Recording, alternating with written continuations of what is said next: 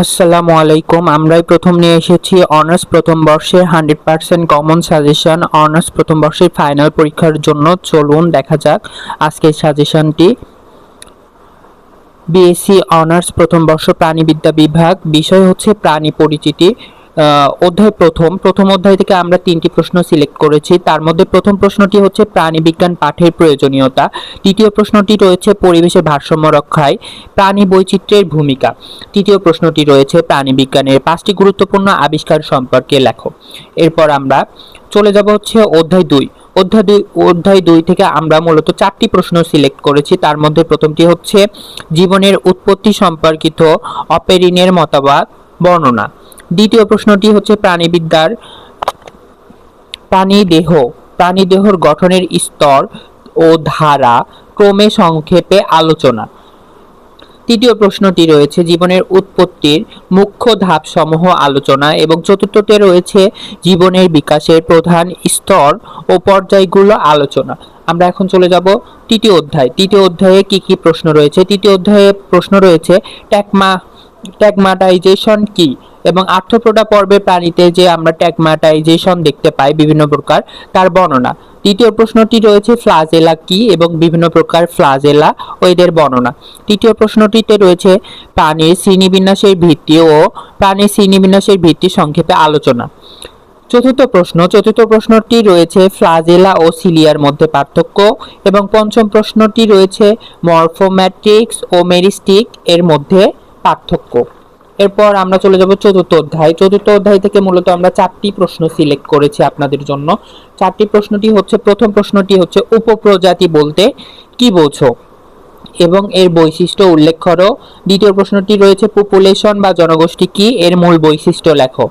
তৃতীয় প্রশ্নটি রয়েছে হচ্ছে ডিএনএ কে কেন বংশগতির ধারক ও বাহক বলা হয়, ব্যাখ্যা করো। এটা অবশ্য আমরা ইন্টার থেকে পড়ে আসছি। তো চতুর্থ প্রশ্নটি রয়েছে দ্বিপদ নামকরণ বলতে কি বোঝায়, এটির প্রয়োজনীয়তা ব্যাখ্যা করো। পঞ্চম প্রশ্নে রয়েছে 5 রাজ্য শ্রেণীবিন্যাস পদ্ধতি বর্ণনা করো, এবং পঞ্চম অধ্যায় থেকে দ্বিতীয় প্রশ্নটি হচ্ছে শ্রেণীবিন্যাস কি এবং 6 রাজ্য বিশিষ্ট শ্রেণীবিন্যাস বর্ণনা। এবং তৃতীয় প্রশ্নটি হচ্ছে দ্বিপদ নামকরণ কি এবং দ্বিপদ নামকরণের আন্তর্জাতিক নীতিমালা বর্ণনা। চতুর্থ প্রশ্নটি রয়েছে প্রতিসাম্যতা কি এবং বিভিন্ন প্রকার প্রতিসাম্যতার বর্ণনা। এরপর আমরা চলে যাব ষষ্ঠ অধ্যায় থেকে যে প্রশ্নগুলো, মাত্র 4টি প্রশ্ন আমরা সিলেক্ট করেছি। প্রথম প্রশ্নটি হচ্ছে নমুনায়ন কি এবং নমুনায়ন পদ্ধতি গুলো কি কি, এবং দ্বিতীয় প্রশ্নটিতে রয়েছে যে কোনো 5 ধরনের ট্যাগের বর্ণনা। তৃতীয় প্রশ্নটি হচ্ছে শনাক্তকরণ কি এবং প্রাণী সংরক্ষণ পদ্ধতি বর্ণনা। চতুর্থ প্রশ্নটি হচ্ছে প্রাণীর জরিপ এবং প্রাণী পর্যবেক্ষণ ধারণা সম্পর্কে লেখো। সপ্তম অধ্যায় থেকে আমরা খুব বেশি প্রশ্ন সিলেক্ট করি নাই, শুধুমাত্র 4টি প্রশ্ন সিলেক্ট করেছি। এর মধ্যে হচ্ছে বায়োমাসের গুরুত্ব, এবং দ্বিতীয় প্রশ্নটি হচ্ছে বাস্তুতন্ত্রের বৈশিষ্ট্য সম্পর্কে লেখো, এবং তৃতীয় প্রশ্নটি সবচেয়ে বেশি ইম্পর্টেন্ট, খাদ্য শৃঙ্খলের গুরুত্ব সম্পর্কে লেখো। এবং চতুর্থ প্রশ্নটিও অনেক বেশি ইম্পর্টেন্ট, বাস্তুতন্ত্রের শক্তি প্রবাহ আলোচনা, এই প্রশ্নটা বেশি আসে। অষ্টম অধ্যায় থেকে কি কি রয়েছে, জীববৈচিত্র্য সংরক্ষণে এক্স সিটু এবং ইন সিটুর ভূমিকা, এটা আসে বরাবরই। 2 নম্বর প্রশ্নটি হচ্ছে জীববৈচিত্র্যের গুরুত্ব বর্ণনা।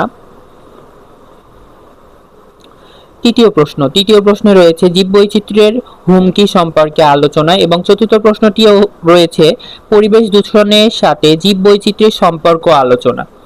নবম অধ্যায়ে চলে গেলাম। নবম অধ্যায়ের প্রথম প্রশ্নটি হচ্ছে স্ফ্যাগমো ন্যানোমিটার এবং মাইক্রোমিটার মেশিনের ব্যবহার, এবং দ্বিতীয় প্রশ্নটি হচ্ছে আলোক অণুবীক্ষণ যন্ত্র ও ইলেকট্রন অণুবীক্ষণ যন্ত্রের মধ্যে পার্থক্য, এবং তৃতীয় প্রশ্ন হচ্ছে ক্যামেরা লুসিডা এবং মাইক্রোমিটারের ব্যবহার, এবং চতুর্থ প্রশ্নটিতে রয়েছে হিমোসাইটোমিটারের গঠন ও ব্যবহার, এই প্রশ্নটা আসে। দশম অধ্যায় থেকে আমরা মাত্র 3টি প্রশ্ন আপনাদের জন্য সিলেক্ট করেছি। 3টি প্রশ্নটি হচ্ছে প্রতিবেদন বলতে কি বোঝো এবং প্রতিবেদন লেখার ধাপসমূহ আলোচনা করো। তৃতীয় প্রশ্নতে রয়েছে বৈজ্ঞানিক প্রতিবেদনের মূল উৎস ও কাঠামো, এবং চতুর্থ প্রশ্নটি রয়েছে বৈজ্ঞানিক লেখালেখিতে কি ধরনের ভুল এড়িয়ে চলা উচিত। সো এর মাধ্যমে শেষ হইল আমাদের প্রাণী পরিচিতি সাজেশন। আশা করি এখান থেকে আপনারা সকলে 100% কমন পাবেন। আশা করি সবগুলো প্রশ্নই আপনারা অনেক মনোযোগ সহকারে পড়বেন। যদি কমন পান অবশ্যই কমেন্টে জানাবেন। Thanks for watching this video. Subscribe my channel.